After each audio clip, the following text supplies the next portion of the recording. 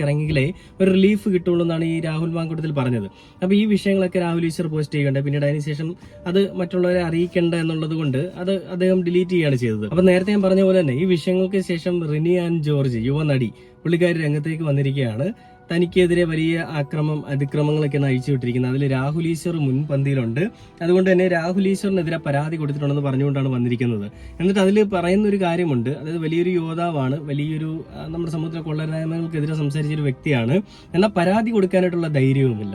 ഈ രാഹുൽ മാങ്കൂട്ടത്തിൽ തന്നെ കൊണ്ടുപോയല്ല തന്റെ അടുത്ത് മോശമായിട്ട് ഇങ്ങനെ ഈ വൃത്തികെട്ട രീതിയിൽ മെസ്സേജ് അയച്ചിരുന്നു എന്നൊക്കെ പറയുമ്പോഴേ, എന്നാൽ അതിലെന്തെങ്കിലും പരാതി ഉണ്ടോ? പരാതിയായിട്ട് കൊടുക്കാനായിട്ട് എനിക്ക് താല്പര്യമില്ല എന്നാണ് റിനി ആൻഡ് ജോർജ് പറഞ്ഞത്.